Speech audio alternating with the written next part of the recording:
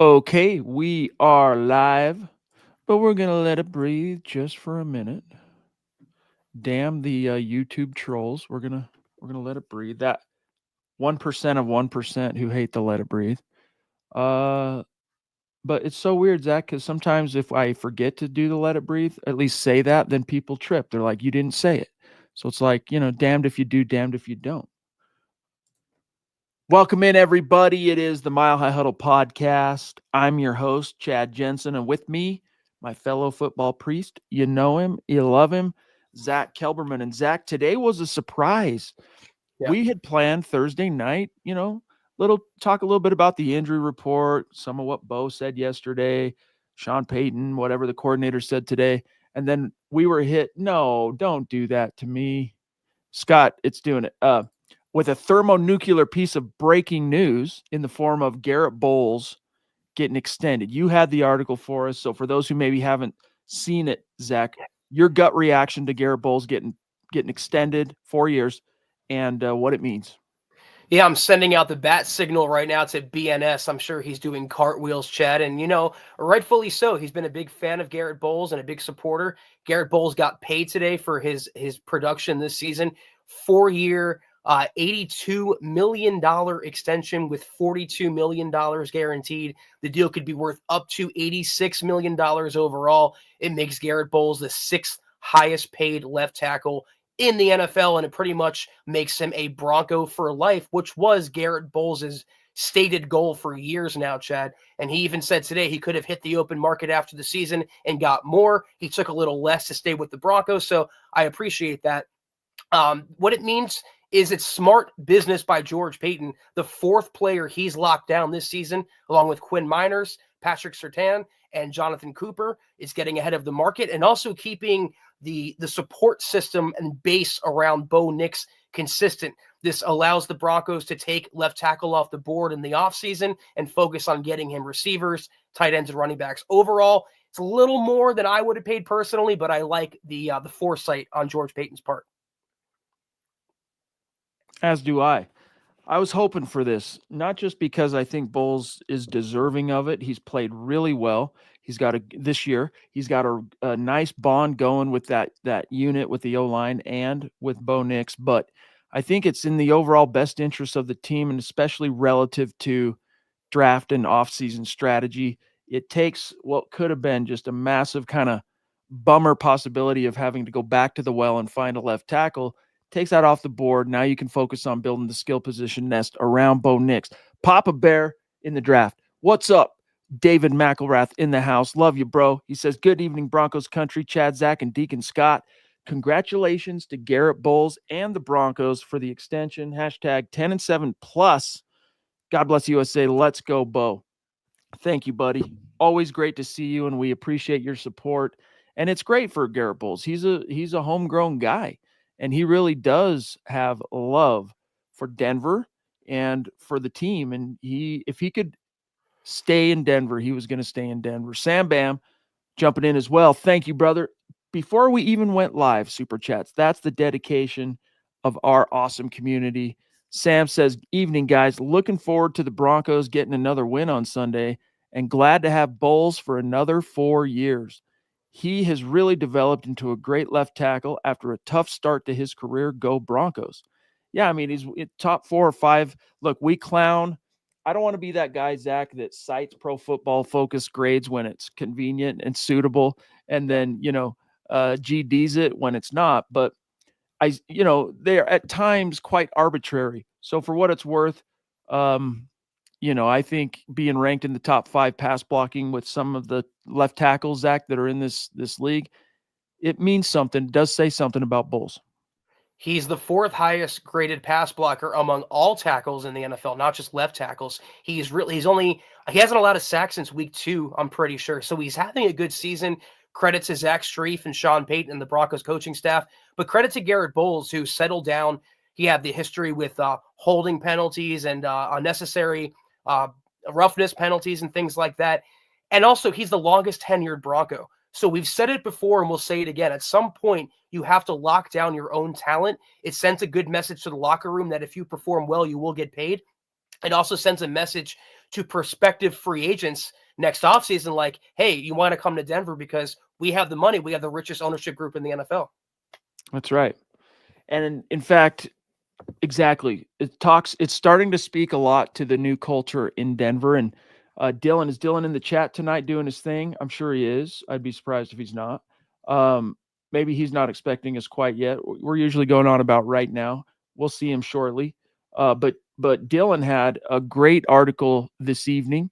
Headline: Broncos Garett Bolles extension speaks volumes to new team culture. And he talked a lot about, and I agree with him, the message that it sends. These last 4 extensions that have come down the pike, Patrick Surtain, Quinn Miners, Jonathan Cooper, and now Bolles. It's telegraphing to the locker room that, hey, if you are handpicked by us, you come in here, you do your job, you thrive and succeed year after year, we're going to take care of you. And that just builds a great cohesion, a collective drive and synergy to, strive for the same objective. And what is that objective? It's getting back to the playoffs, because once you're in the playoffs, Zach, anything's possible. Ask the 1997 Broncos, who got in as a wild card and went all the way. And we also have that memory, or at least I do, of Garett Bolles sitting outside his locker looking totally despondent, Chad, and completely broken. I think it was after the Steelers game. I just mentioned that last time he allowed a sack.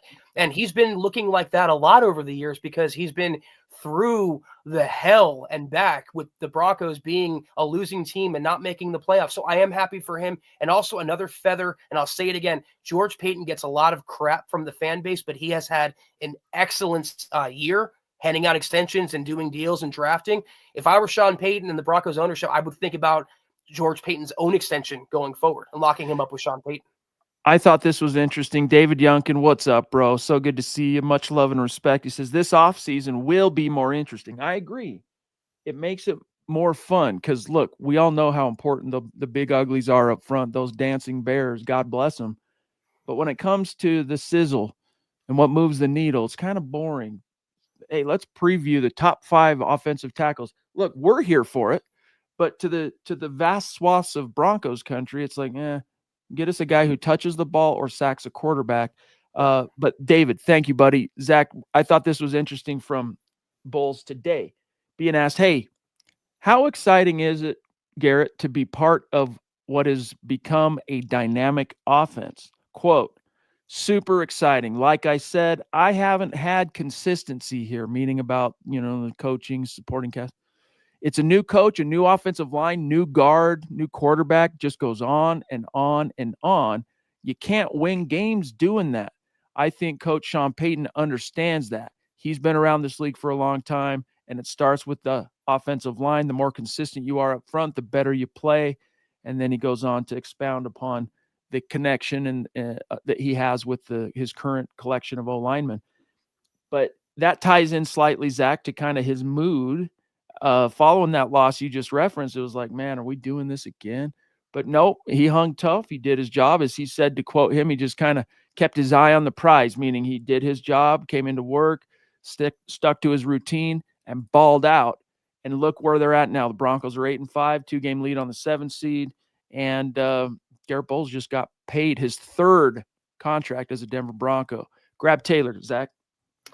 Yeah, Taylor, 499, appreciate you. This is great, guys. We have our left tackle. Now we can focus on getting another weapon for Bo Nix, running back, receiver, or tight end. We should trade up for Hunter or Ashton. That was what I was going to say to David's point. It's uncharted territory, at least for me, Chad, entering this offseason. We're not going to go through a GM search. We're not going to go through a coaching search, and we're not going to go through a quarterback search. We're going to go through the auxiliary process of building up a contending team. So that's very exciting. Taylor, you're spot on here. I still would want the Broncos to draft a successor for Garett Bolles if it's not Palcho, but you're right. That's my shopping list. I don't care about the order. Get him weapons. Get him a running back, get him a receiver, and get him a tight end. I don't care how you do it. Just make sure it's done. You're spot on. And it's been exciting to see, because I agree with you, build the nest, hashtag build the nest. But it really has been just exciting to see Bo Nix, as he has risen, as he has grown and developed, the guys around him, he's bringing them with him. And that is a mark of a true franchise quarterback. Just like I talk about this often when we reference the NFL cliche that a franchise quarterback is the tide that raises all ships. And I point to that 2011 season with Tim Tebow and the whirlwind that it was. You had guys like future 1,000-yard guys like Eric Decker, Demaryius Thomas, Julius Thomas. Didn't play too much. If I remember, he was pretty injured that year. But, they were 3, 4, 5, 600-yard guys up to that point in their career. The very next season, Peyton Manning arrives, and all of a sudden, boom, we're in the deep waters now, right? The tide has risen, and we are balling out. We're all over 1,000. We're all in double-digit touchdowns. And, of course, Peyton was a franchise quarterback 14 years in Chrysalis, right? He'd been a franchise guy his entire career, even though it wasn't always pretty early, his first year anyway. Yeah, let's see Michael. Where's the Ronk? There he is. What's up, big dog? So good to see you. He says, good evening, Chad and Zach on the Mile High Huddle podcast. Go, Bo Broncos. Thank you, buddy. We have a fun show tonight because here in just a few minutes, we're going to talk to our friend Drake Wally of the Horseshoe Huddle, our sister site covering the Indianapolis Colts on SI. But before we get to that, and of course, we're also going to do the Broncos Colts head-to-head. First, guys, we got to talk about Underdog Fantasy because it is Underdog, the place to play if you're a sports fan looking to win that money while you're watching sports. Join over 5 million fans who are already playing on Underdog, including your boys here. With their pick'em game, you could win money by making entries with your favorite players, including Bo Nix. Compete against other players just by selecting higher or lower on 2 or more players' stats, and you could win up to 1,000 times your money. So turn every touchdown into a win with Underdog. And with their champs game, you can win up to 1,000 times your money just by choosing higher or lower on player stats like passing yards, interceptions, touchdowns, and much more. Like, for example, will Bo Nix have higher or lower than 237.5 passing yards this Sunday? Will Nix have higher or lower than 1.5 passing touchdowns? Every dog deserves a second chance. And with Underdog Rescues, you can get your money back and receive a promo if an early injury causes your entry to lose, Chad. You get that fail-safe, that peace of mind. And by the way, those are the legit numbers this week that Underdog Fantasy is set for Bo Nix. Is it going to be 237.5 passing yards? Is it going to be more or less than that? And is he going to have 1.5? In other words, do you think it's 1 or more than 1 touchdown pass, right? So very fun. Download the Underdog app today. Use our code MHuddle to get up to $1,000 in bonus cash instantly. Again, download the Underdog app today. Use our code MHuddle to get up to $1,000 in bonus cash instantly. Every player, every touchdown. Just select higher or lower on Underdog. Must be 18 plus, 19 plus in Alabama, Nebraska, 19 plus in Colorado for some games, 21 plus in Massachusetts and Arizona, and present in a state where Underdog Fantasy operates. Terms apply, void in Colorado. Concerned with your play? Call 1-800-GAMBLER or visit ncpgambling.org. Arizona, call 1-800-NEXT-STEP or text NEXT STEP to 53342. New York, call the 24/7 Hope line at 1-877-8-HOPE-NY or text HOPE-NY. All right, back to the chat here. We have Patriot Tex checking in. Love Patriot Tex's takes. He says, and thank you, buddy. He says, great to see Bolles coming back. Let's go get our RB1 now. Let's Bo MHH for life. That's something I think has to be a big priority, even if in the 2025 draft, even if Zach, these last 4 weeks and maybe even into the playoffs, knock on wood, Audric Estime develops into like a burgeoning bell cow, I still think you need to find a legit guy, like a legit number 1 guy. He could be that, but like get a guy early, not necessarily round 1, maybe, but a guy who has legit out of the box RB1 upside. Rodney jumping in as well. Good to see you, bro. He says, good evening, guys. Today is my Friday and tomorrow is my birthday. And now hearing about the Bolles extension, woohoo. Well, hey, listen, dude, tomorrow's your birthday. Shout hooray. If we wouldn't get dinged by the copyright people, we would sing for you today. So unfortunately, we can't sing it, but hey, dude, happy birthday to you tomorrow. Hope it's a great one. Phil jumping in as well. Love you down in Tucson, saying, good evening, Chad, Rockman, Zach and Deacon Scott. Who do you guys think will start at running back this week? Hashtag Buckham, MHH for life, Broncos for life. That's an interesting question, Zach.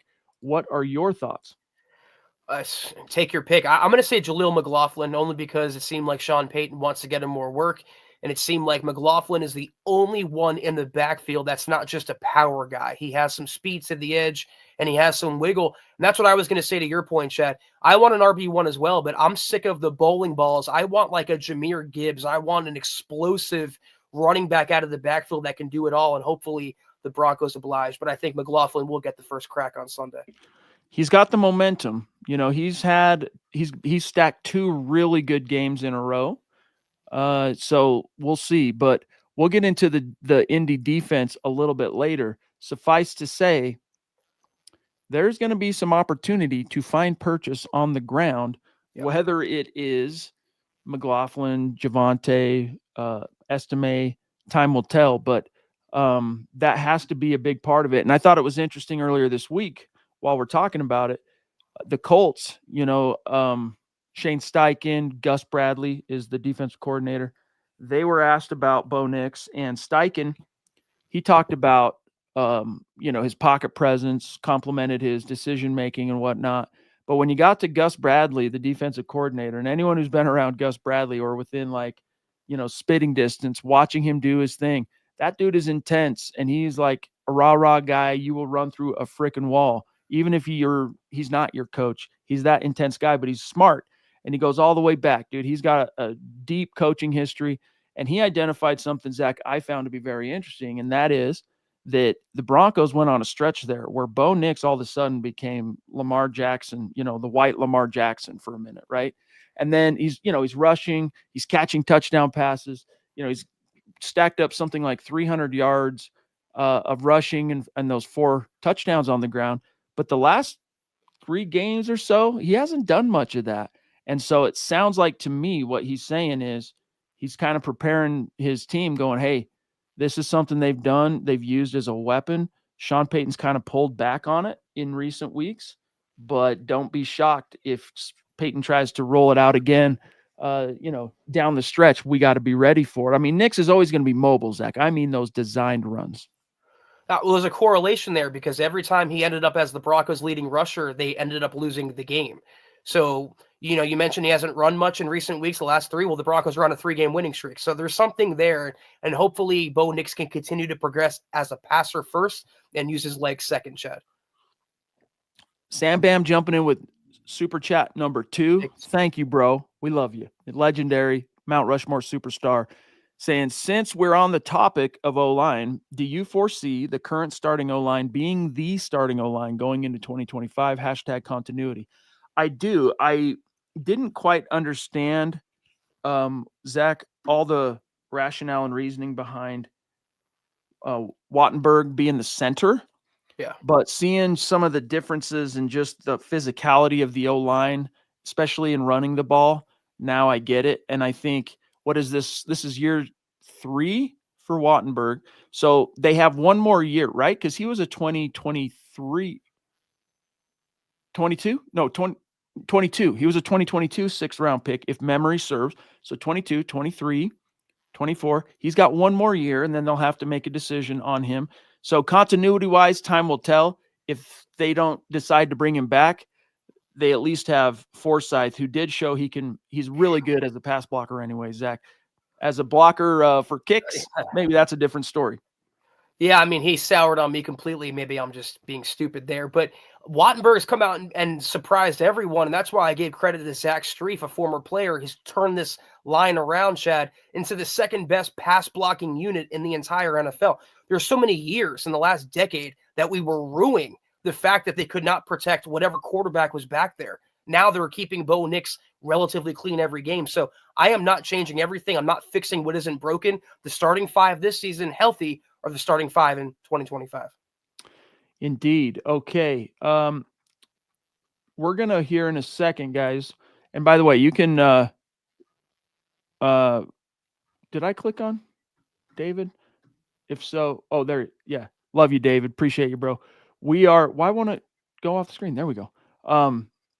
Here in a second, we're going to talk to our friend Drake Wally from Colts on SI, but to kind of set the stage here, Zach, I want to just do like a snapshot of the current AFC playoff picture. You have two teams in the conference who have clinched: Chiefs in the 1 seed, Bills in the 2 seed. That's followed by the Steelers at 3, the Texans at 4, the Ravens at 5. And by the way, the Ravens, they're 8-5. The Chargers at 6, they're 8-5. And the Broncos at 7, they're 8-5. As it stands, the Broncos, NFL.com, the actual league, is giving the Broncos a 73% chance of making the playoffs. If they win on Sunday, defeating the Indianapolis Colts, and we're going to talk to Drake about that here momentarily, that probability increases to 89%. If the Broncos lose to the Colts, bite our tongues, even to think it, we bite our tongues, their probability of making the playoffs, still solid, but it would drop to 47%. Meanwhile, the Colts, they are the next team, even though they're 2 games behind the Broncos. They're currently 6-7. They're given by NFL.com a 25% probability of making the playoffs. If they lose to the Broncos, that drops to 7%. In other words, a loss and they're basically out. If they win, their probability, though, jumps to 56%. So let's keep that in mind as we bring on one of the deputy editors over at Colts on SI. A lot of you might know him because he'll come in and he'll drop a super chat now and then because he's a real guy. Drake Wally, right. What's up, big dog? And not much, man. I'm just really excited that you guys had me on. This is one hell of a matchup between two franchises that I think, because of a certain quarterback, know each other really well. But there's a lot riding on this game, man. I know the Broncos are in a better position than the Colts and have, a little bit more leeway, but man, they would really like to get this win, at Mile High, just like the Colts would on the road. So I'm excited to talk about it for a second. Fellers, thank you so much for having me on. Well, let me start with this really fast. We'll go back and forth here, Zach and I, and keep you for like, 10 minutes. We'll see how it goes. But both teams coming out of a bye. The Colts have had a little bit of a kind of, not insanely, but a little bit of a quarterback roller coaster this year with some of the stuff. But Anthony Richardson has been the guy now for a minute, and he's led him to, a 5-4 record as the starter. If off the top of my head, 1,500 yards passing, not a great touchdown to interception ratio, if memory serves, at 7-9, but he's given you that dual threat, 400 some odd yards of rushing already, 4 touchdowns on the ground. So give us your read on where Anthony Richardson is now in year 2, and especially how he's developed and how the bye maybe helped him. I think that it gave him extra time to obviously prepare. He was talking, to the media about how he has been preparing extra for this game. He's been talking a lot with Shane Steichen. So the preparation is not really a question.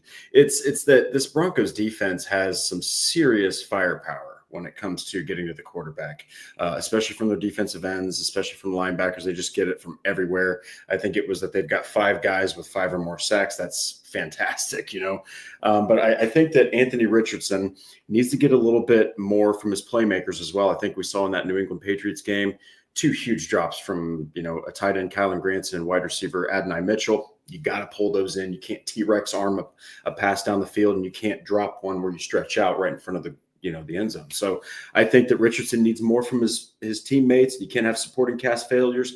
But like, I actually just talked about on me and Andrew Moore's show, it's all on the offensive line. It's going to be on this offensive line. You've got, especially those tackles, you're going to have to seal that edge for Anthony Richardson. He's really good at avoiding sacks, but we saw against the Lions, if you allow too much pressure to get through, this dude, he struggles. He'll struggle if there's too much pressure in his face, just like any quarterback will struggle. So I think that Anthony Richardson's got an opportunity for some success because the Broncos defense is susceptible to passing attacks more than they are teams running the ball. Even the Browns, they carved out over 500 yards, but a lot of that was from Jameis Winston. So I think that you're not dealing with a guy that has the experience that Jameis Winston does. So it's going to be interesting. I think that the ground attack is going to be a big one for Indianapolis in this game. Drake, I have a personal question for you, fantasy purposes and all. How's Josh Downs doing this week in practice? Is he going to play? You mentioned Richardson supporting cast. You have Michael Pittman. You have Jonathan Taylor. How's Josh Downs doing out there this week? Well, he had a full participation in practice. I think that he's on track to play. The thing is, the only question mark is like how much. How much is the guy going to play? I do think he's been the most effective pass catcher this season. He leads the Colts in catches. He's second in targets behind Pittman. I would anticipate him playing, if for no other reason, because this is a playoff game, basically for the Indianapolis Colts. So he's going to have an impact for sure because you got to get those quick wins. You got to get the quick win routes, man. I bring him up because the Broncos are going to be without their, number 2 cornerback, Riley Moss, and Josh Downs is a great receiver, probably going to have PS2 on Michael Pittman. So definitely a matchup to watch, as you mentioned on Sunday. Yeah, and the thing is, I think Josh Downs is also going to have a bigger impact because the Colts tight end room has been rough. The Broncos can kind of attest to that. They haven't had the most, productive tight end room. Well, guess what? Neither is Indianapolis. So it is going to be huge if Josh Downs does play, even if he plays 70% of his normal snap count. I mean, that's still going to be big if he can get, even 4 or 5 catches, even if they're just 9 or 10 yards per completion. Drake, you and I have had some conversations about Bo Nix, but from the outside looking in, what is your read on the Broncos rookie first-round quarterback now going into Week 15? I think that you got a rookie quarterback who doesn't really have the craziest supporting cast as far as receivers go. I think that Courtland Sutton is really the X factor, and then it's a steep drop-off. And yet, Sean Payton has this dude humming. He's efficient with the football. He's an overlooked runner. He has like 4 touchdowns on the ground, 17 through the air.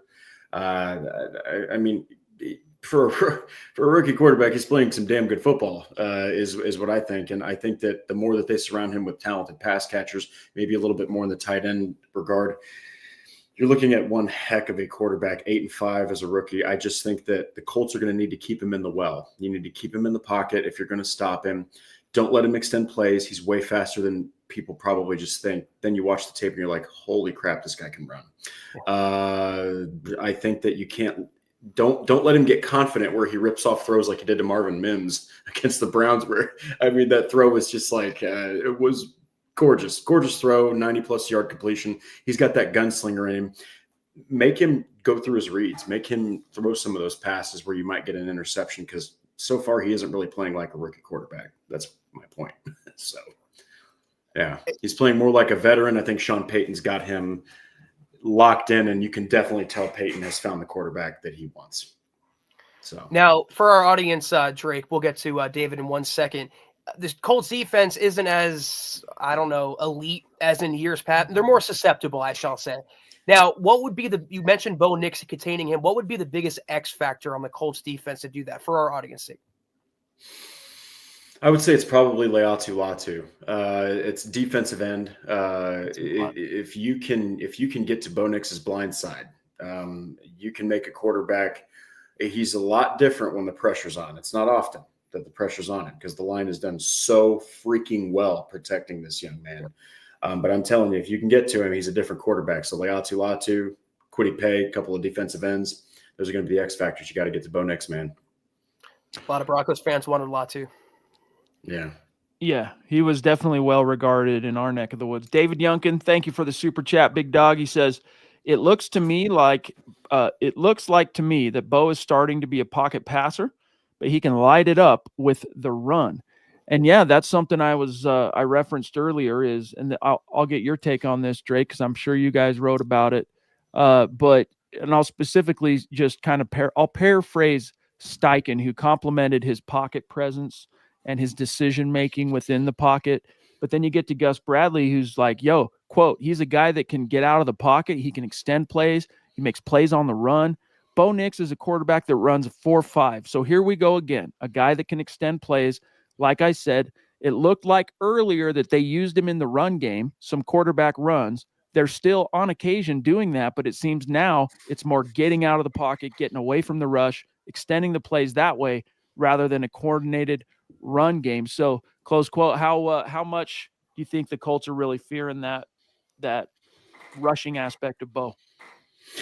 I don't know how much they're fearing it, but look no further than the very, very, very low graded New England Patriots offense. In fact, I'm just going to go ahead and pull it up right now. So they played the Patriots. Drake May accounted for. Get ready for it. Let's see. 59 rushing yards on 5 attempts. I would say that the Colts need to be very aware of Bo Nix's scrambling ability. Okay, like he's where you need to fear him is interior pressure comes. Okay, he bails out of that pocket. Contain isn't there. He's just out. He's gone. He's out there. He's looking downfield. Everyone's covering someone, and then Bo Nix starts running. 4.5 speed picks up a lot of yards really quickly when no one's in front of you. So I think we saw that with Drake May. He had a 41-yard run. Okay, yeah, the Colts need to be very aware of Bo Nix's athletic ability because it's underrated. Drake, this is kind of as an aside to the game. Did you happen to catch the Manning cast on Monday night? I did not. Well, on the Manning cast, Peyton Manning referred to the Broncos as my Broncos. I just want to get your take on that really quickly. Yeah, that might be a sore spot. The thing is, like, turn the knife. I just think that people like saying that Peyton has a lot vested in Denver, man. He's got a lot vested out there in Colorado. More than football is out there for Peyton Manning. I mean, I personally don't think too much of that. Peyton Manning has a freaking statue outside of Lucas Oil Stadium. Okay, yeah. So if Colts fans want to sit here and they want to read too far into that, man, Peyton has a lot of life going on out there in Denver. It's not like he hates the Colts. So yeah, I'm happy for Peyton. Yeah. So.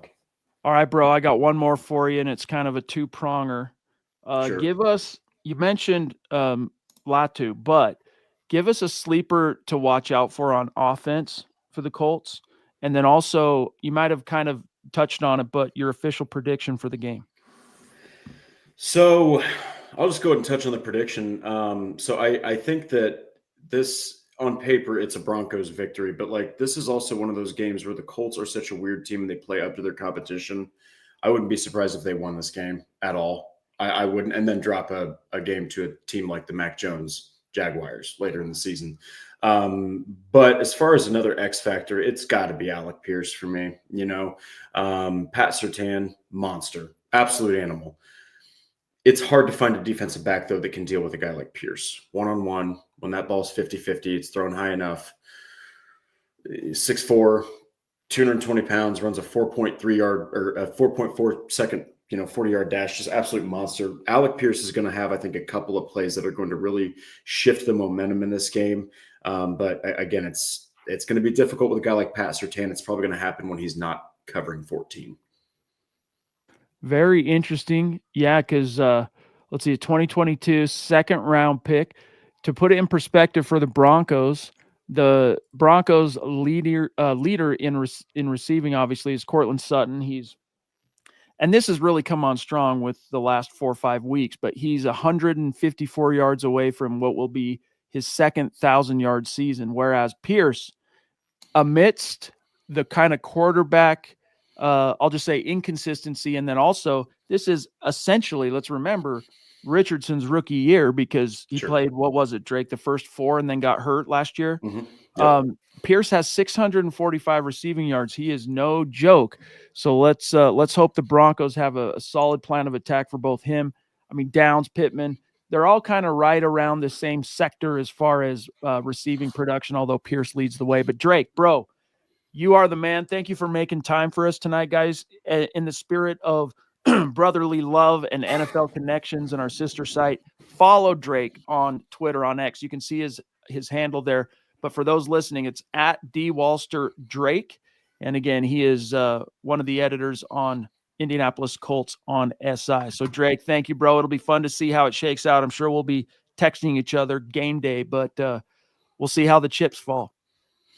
Zach, Chad, I really appreciate you guys having me on. And regardless of the way this game goes, it's going to be freaking exciting. Fans, dive into it because you have the future of NFL quarterbacks here playing each other at one hell of a stadium. It's going to be an exciting atmosphere. It's playoff implications.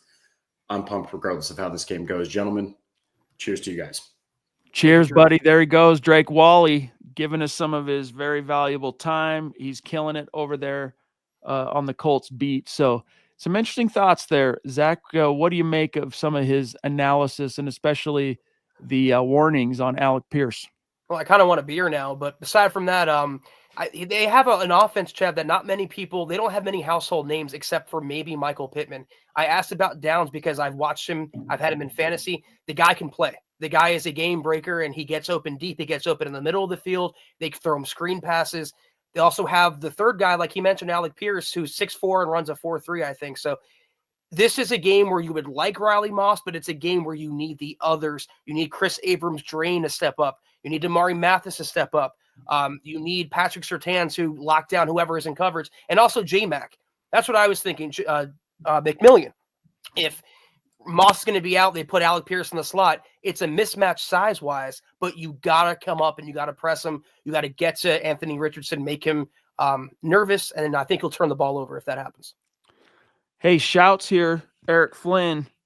Despite once again us having some problems connecting to Facebook, it was weird because it was yesterday, Wednesday. The meta platforms were down. You and I were having problems trying to post.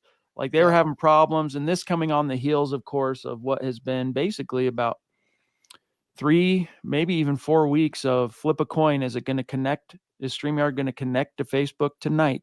Type of situation. And I thought it was behind us, dude. Like it had been a minute since we had this. So I apologize to our Facebook community. That's why I posted the Mile High Huddle podcast stream, because it connected there. So George, this shows me that the team is getting ready for the future. He's talking about Bolsey. This makes it better in the draft because we're not trying to fill the left tackle position. Broncos for life, MHH for life. Hit the thumbs up, guys. And I echo that, my friend. It's to me, Zach, the Bolles extension is a relief on multiple levels because he is very good. He would have killed it on the open market if he would have hit free agency. He is a lot better than he's, I think, unfortunately given credit for, because within Broncos country, Zach, because he's still kind of, and it's his own fault, he's plagued from a perception and reputation perspective by those 17, 18, 19 seasons in particular. But yeah, I love what this means for the Broncos, investing in the guys who are going to keep Bo Nix upright. I don't know that they would have filled it regardless if they signed him or not. They haven't drafted a tackle since Garett Bolles, but it's going to get one thing out of the way. And I want to give credit to Sean Payton as well, Chad. He came in and he signed Mike McGlinchey to a big contract. He signed Ben Powers to a big contract. You get the extensions done for Miners and Bolles this offseason. The emphasis up front and the trenches, also on defense. The culture shift we talk about with Sean Payton, it starts there. That's right. That's right. So, George, thank you, bro. Very good to see you tonight, and thank you for throwing down a few stars. Let's take a second here. And by the way, I'm still seeing questions, and I know it's a few minutes old, but hopefully this has been answered. Riley Moss is not going to play this week. In 2 practices, he's been a DNP. Now, he's still working on the sideline with trainers and stuff. It's a matter of time. I've talked to some people very knowledgeable, say, hey, it's going to be the Chargers game. I've had others say it's going to be Cincinnati. I expect it, Zach, to be more Cincinnati. Your thoughts, and then we'll get to the head-to-head. I'd like to have him on Sunday, but obviously the injury is way worse than Sean Payton initially let on, and it might be a case where they're just waiting to get him 100%, which I vouch. You can get by, I guess, Indianapolis, and you can get by the Chargers. All they really have is Ladd McConkey, but when you face Cincinnati in what could be a must-win game, Jamar Chase, T. Higgins, you need him there. So 100% Riley Moss, hopefully sooner than later. All right, let's go ahead and get to this week's head-to-head. And this is where, in my opinion, Zach, we've been a few weeks into what I'm about to say, but this is where the data actually really means something. There's enough sample size here to where you can draw meaningful implications and conclusions from the head-to-head and the statistics here. So as you can see, Broncos 8-5, Colts 6-7. Again, green signifies top 10 ranking in the NFL. Red, bottom 10. Black means in the middle. So as it stands, the Broncos, this is one of their saving graces. It's one of the reasons they're 8-5.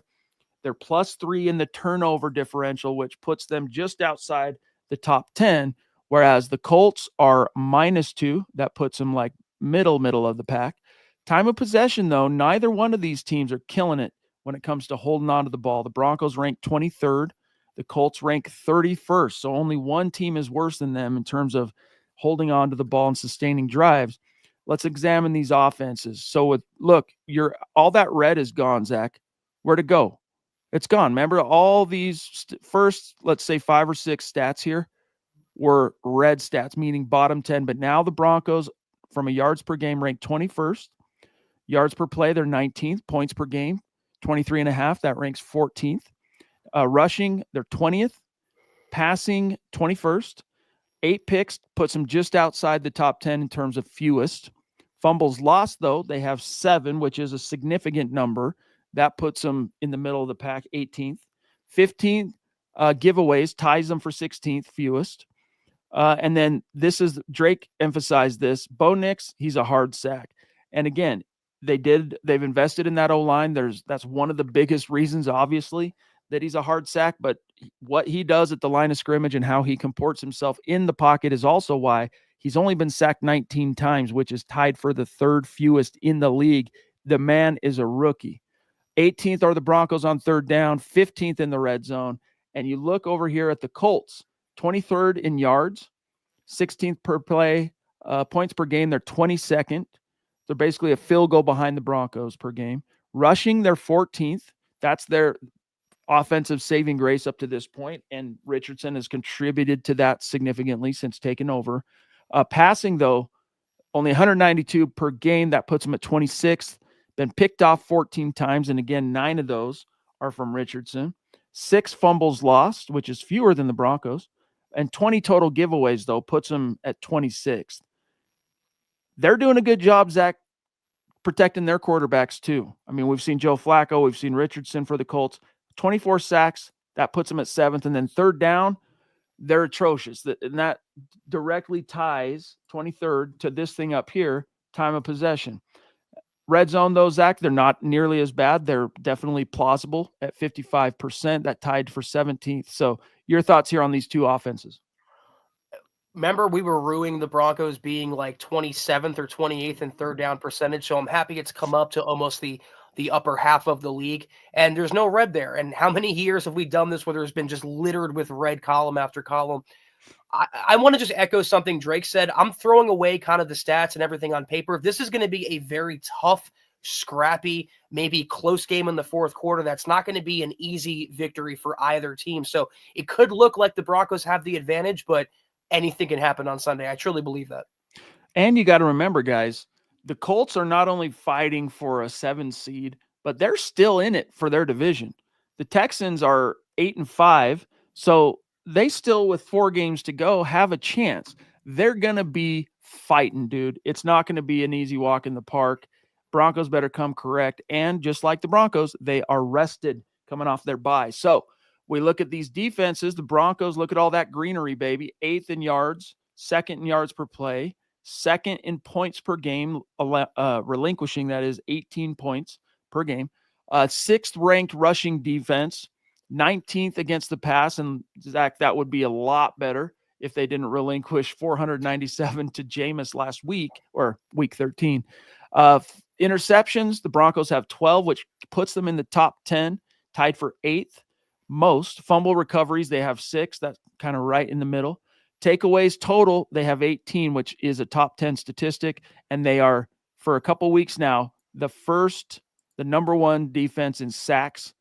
3rd down, middle of the pack. That's an area, Zach, that I think they really need to stiffen. They need to get better on 3rd down, and all these other numbers will increase. And then red zone, this has been something that this defense has been able to hang its hat on, dating back to the Fangio days, actually. They have a hard time, do opponents, scoring in the red zone on the Broncos. Meanwhile, you look at the Colts, 29th in yards per game, 18th in points allowed, 31st rushing defense, only one team worse than the Colts. Passing, they're 26th, 9 picks. Let's see, fumble recoveries, though, they have 9, so they're doing a good job of getting the ball out and then falling on it. So 18 total takeaways is what ties them with the Broncos, and they have 32 sacks. That puts them middle of the pack. They're terrible on 3rd down, and red zone, they're middle of the pack. So an interesting kind of reflection here on the trajectories of two defenses, Zach. Yeah, I mean, red zone to me is more important because even if they're allowing teams to convert on 3rd down, they're not ultimately scoring touchdowns in the red area. So good on VJ. You got to get the pass defense tightened up. Hopefully we don't see any Levi Wallace out there on Sunday.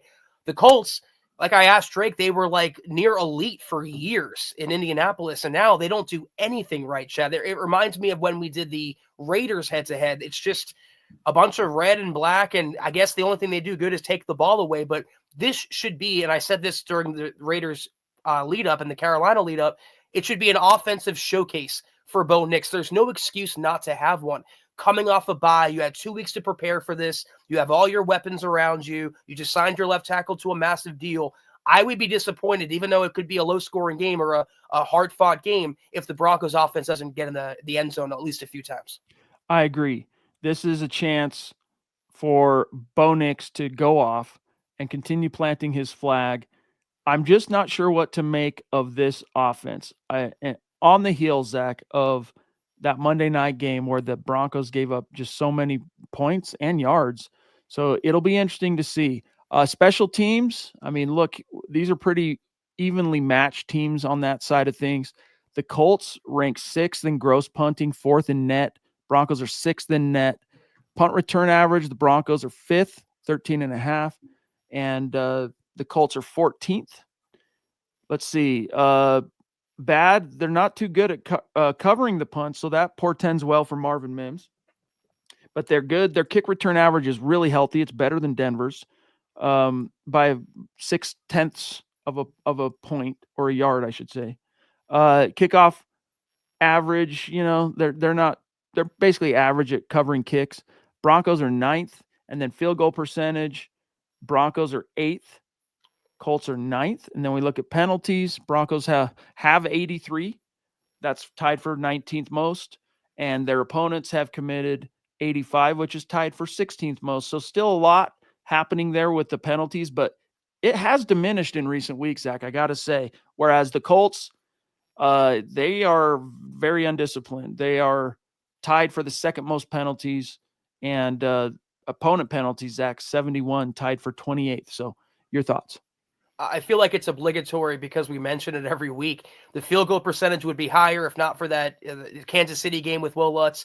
And also the penalties would be lower for Denver if not for these ticky-tack penalties and flags and infractions that we're seeing every week. So at least they're playing a team that's worse in that department than they are.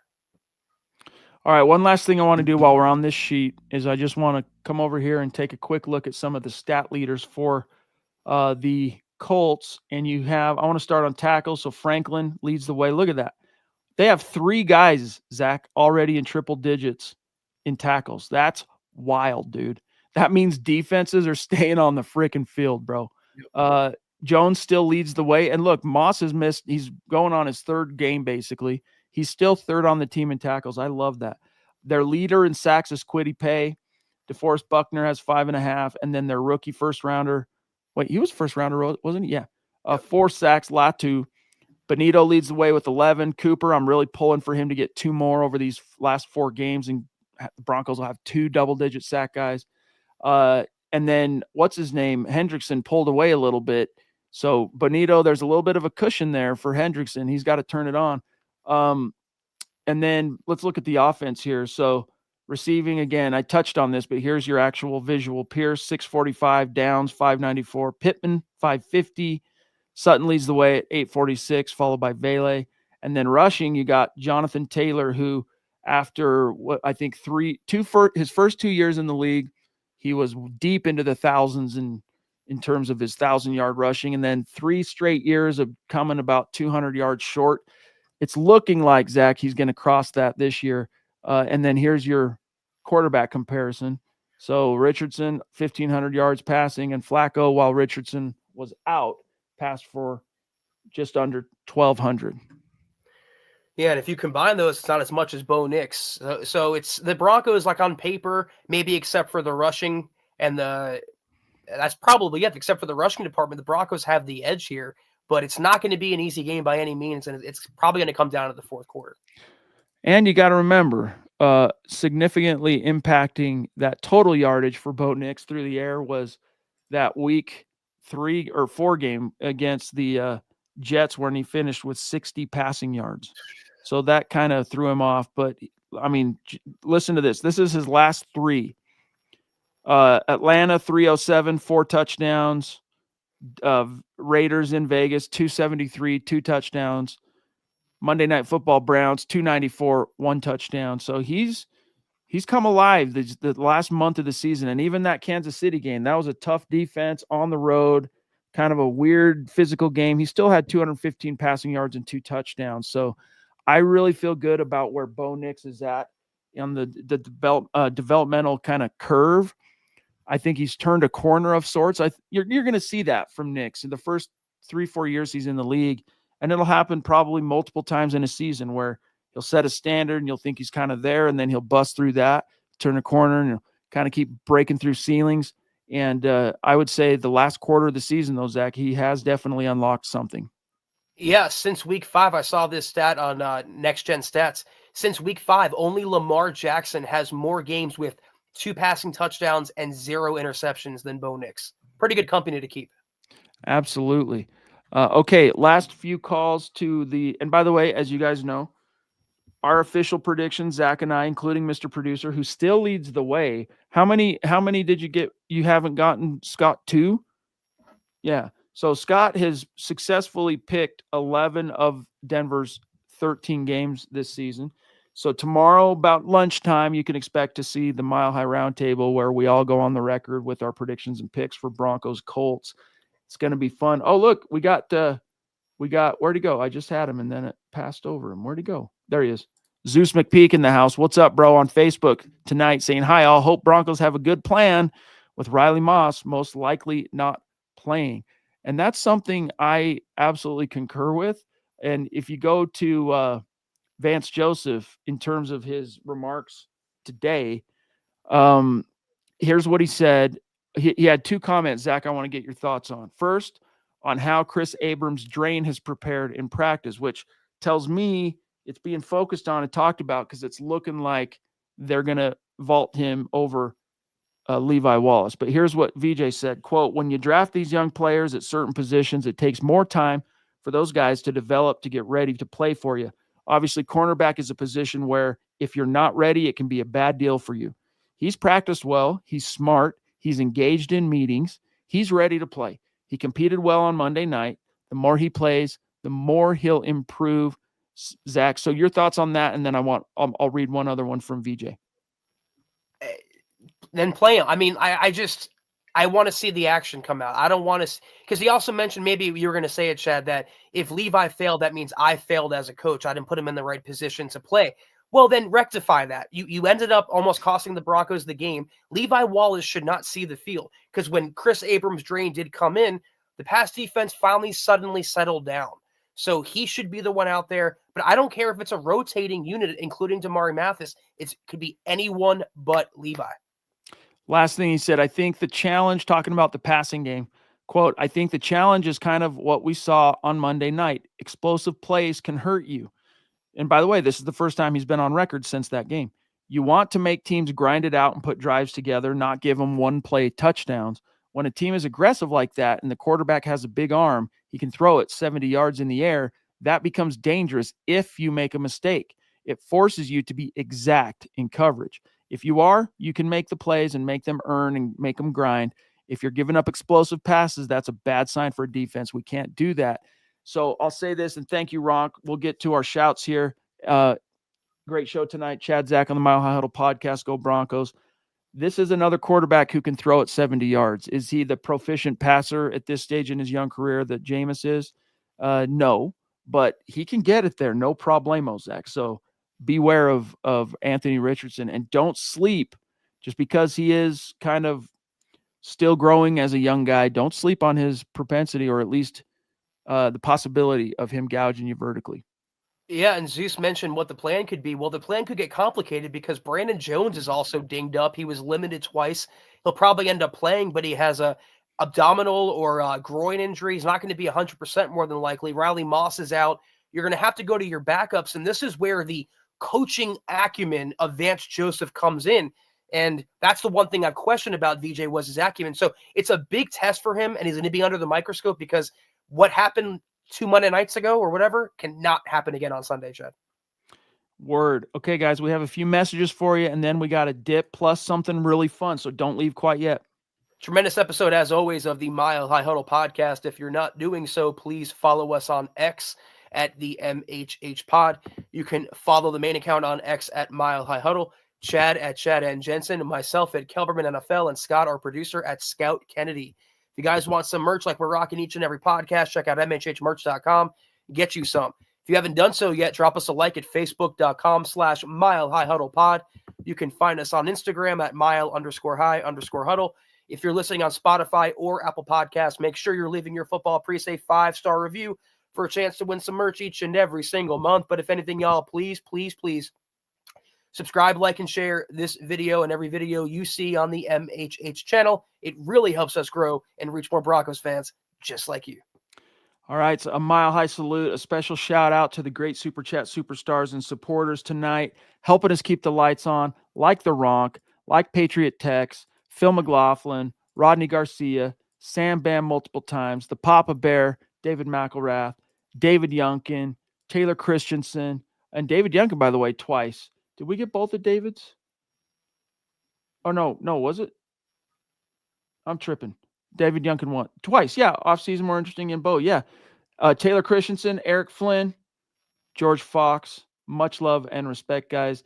Zach and I are off until Sunday, so we'll be back, of course, for the gut reaction. But tonight, guys, I'm dropping it right now in the chat. Smash this link. I need the MHH community. Bridge the Gap new single drops at midnight tonight, so go check it out. In the Throws. If you listen on Spotify, some people use Apple Music, some people listen on Amazon. This link I just dropped, you follow it. It's called a pre-save link. Whatever your preferred service is, just click that. Boom, saves it. Helps out BTG a lot. So thanks, guys. Appreciate it. And with that, see you Sunday. Have a great start to your weekend. We'll see you Sunday for the gut reaction. Take care. And as always, go Broncos.